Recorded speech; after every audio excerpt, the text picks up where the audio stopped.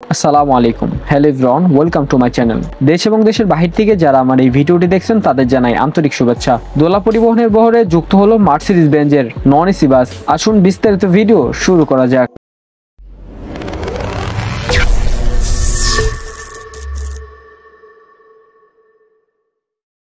দোলা পরিবহনের বহরে ইতিমধ্যে যুক্ত হয়েছে মার্সিডিজ বেঞ্জের 4 ইউনিট নন এসি বাস। কিছুদিন আগে ফাইজুল ইঞ্জিনিয়ারিং ওয়ার্কশপে মার্সিডিজ বেঞ্জ ওয়েভ 16-23 মডেলের 4 ইউনিট চ্যাসিস আনা হয়। সেই চ্যাসিসের উপর নির্মাণ করা এই দোলা পরিবহনের বাস। দোলা পরিবহনের বডি সহ ভিতরের সকল কাজ ফাইজুল ইঞ্জিনিয়ারিং ওয়ার্কশপ করেছেন। প্রথমে আসি বাসের সামনের লুক। বাসের সামনের লুক যদি দেখি তাহলে আপনারা দেখতে পাবেন সবকিছুই কমনই ধরা যায়। এর ভিতরে যেটা আমার কাছে আনকমন মনে হয়েছে সেটা হলো মার্সিডিজ বেঞ্জের লোগো।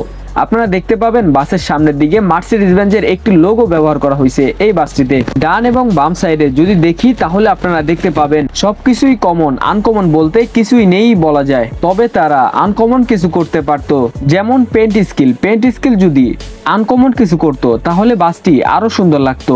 এবার আসি বাসের ব্যাক সাইড যদি দেখি তাহলে আপনারা দেখতে পাবেন মার্সিডিজ বেঞ্জের নাম এবং লোগো দেওয়া আছে, এবং কি গতির চেয়ে নিরাপত্তা জরুরি এই লেখাটা আমার কাছে খুবই ভালো লাগছে। তার নিচে দেখতে পাবেন ফেসবুক বাস লাভার লেখা আছে।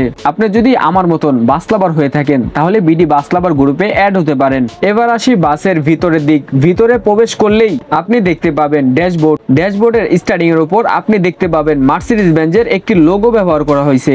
এই বাসটিতে 2x2 40টি সিট ব্যবহার করা হয়েছে। সিটগুলো বেশ আরামদায়ক ভাবে তৈরি করা হয়েছে।